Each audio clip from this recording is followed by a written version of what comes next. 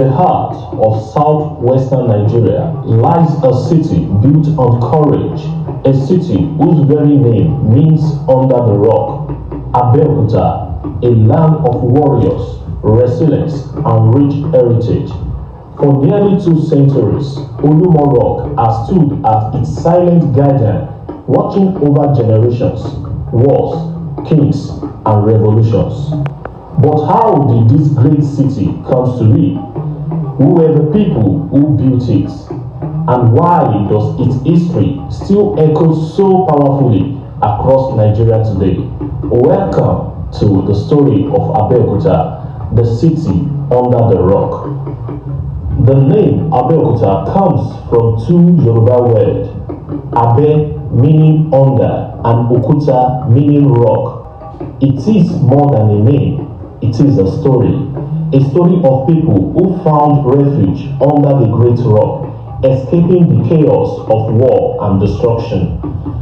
It all began in the early 19th century, around 1830 to 1834. The once powerful Oyo Empire, the backbone of Yoruba civilization, was crumbling under the weight of internal rebellion and external invasion.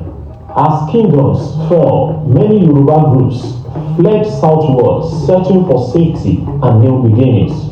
Among them were the Egba people, originally from Egba forest settlements around present-day Ibadan and Oyo regions. Their leader, Shuleke, a brave and wise warrior, led his people through the wilderness until they arrived at the foot of a towering rock formation, Olumo Rock. To them, this was not just a rock, it was divine protection, a fortress sent by God.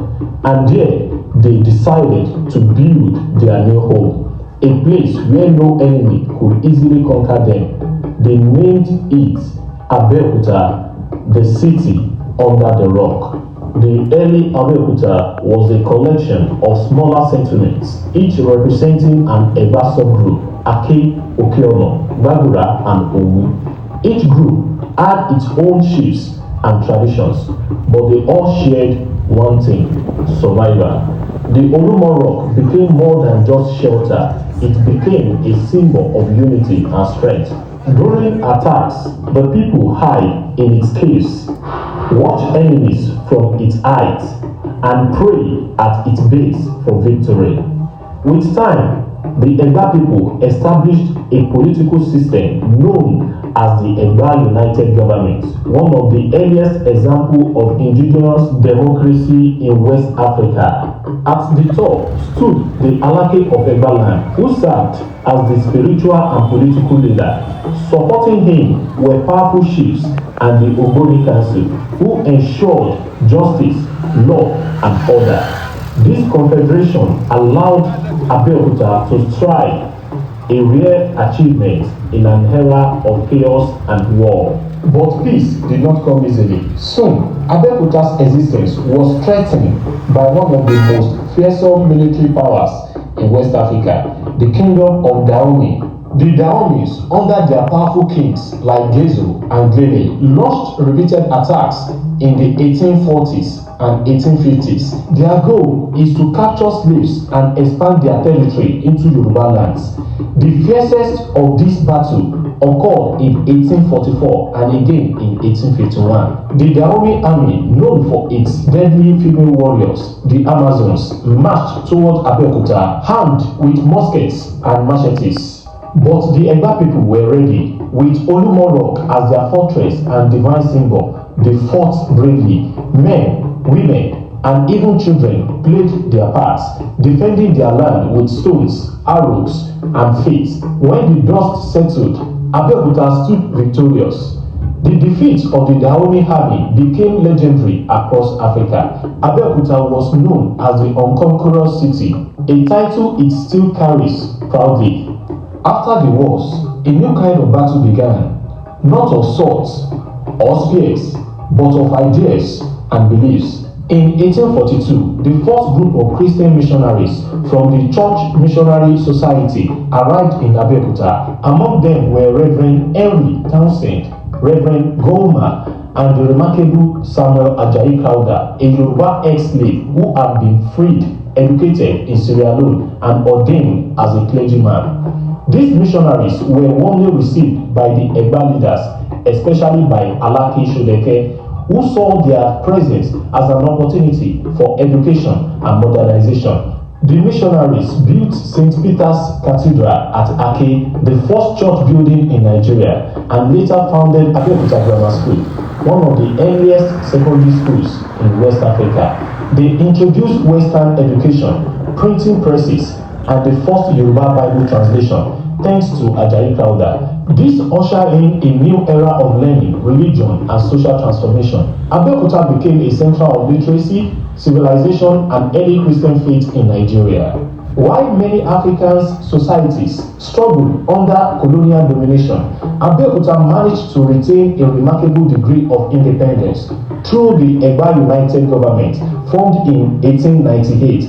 This system was a blend of traditional authority and modern governance. The Alake ruled from the Ake Palace, while councils representing the four Egba divisions took care of administration, justice, and trade.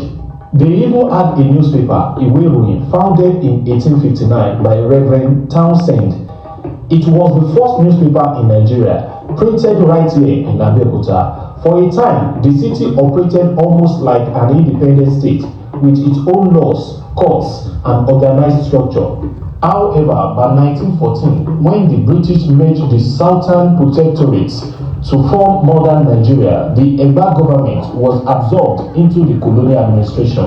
Still, Abeokuta's legacy of governance, literacy, and progress left a lasting imprint. Today, Abeokuta stands as both ancient and modern, a blend of history, tradition, and progress. Let's take a journey through some of its most iconic landmarks. At the heart of the city rises Olumo Rock, standing tall at 137 meters above sea level. Tourists climb it daily, tracing the same paths once used by the Egba warriors. From the top, you can see the entire city, a breathtaking view that connects past and present. A short distance away is the Ake Palace, the official residence of Alake of Egba land, the paramount ruler of the Egba people. Nearby stands St. Peter's Cathedral, the first church building in Nigeria, a timeless reminder of faith and education. And then there is Itoku Market, famous for Adire fabrics, the colorful hand-dyed cloths that has become a symbol of Yoruba fashion and creativity. Every piece of Adire tells a story, just like the city itself. To mark 100 years of Abeokuta's founding, the Centenary Hall was built in 1930, a monument celebrating the endurance of a people who once fled war and found peace under a rock. Since 1976, Abeokuta has been the capital of Ogun State, serving as a political, economy, and cultural hub. It is home to major educational institutions, including Federal University of Agriculture, Abeokuta, and Moshood Abiola Polytechnic. It is also a land that has produced some of Nigeria's greatest minds and leaders. 1. Chief Obafemi Awolowo, nationalist and premier of Western region. 2. Wole Soyinka, Africa's first Nobel laureate in literature. 3. Ernest Shonekan, former head of state. 4. Fela Kuti, the legendary Afrobeat pioneer. 5. Funmilayo Ransome-Kuti, the Lioness of Lisabi, who led thousands of Egba women in protest against unfair taxation and colonial exploitation, a movement known as Abeokuta Women's Revolt. When you are standing before Olumo Rock today, you are not just looking at a stone. You are standing before history, a living monument that sheltered a people, witnessed their struggles, and celebrated their triumphs. Abeokuta is not just a city, it is a symbol of refuge, resilience, and rebirth, a place where tradition meets progress, where faith meets courage, and where the past speaks loudly to the future. The people of Abeokuta remind us that no matter the storm, we can always find strength under the rock. From war and migration to peace and prosperity, Abeokuta's story is a journey of survival and strength. It teaches us that no matter how dark history becomes, unity and courage can build cities that stand the test of time. If you ever visit southwestern Nigeria, climb Olumo Rock, touch its ancient walls, and remember, you are not just standing on a rock, you are standing on history. Thank you for joining this journey into the untold story of courage, faith, and unity of the city under the rock, Abeokuta. If you found this enlightening, please like, share, and subscribe. There are many more stories waiting to be told of our past, our traditions, and the legends who carried them.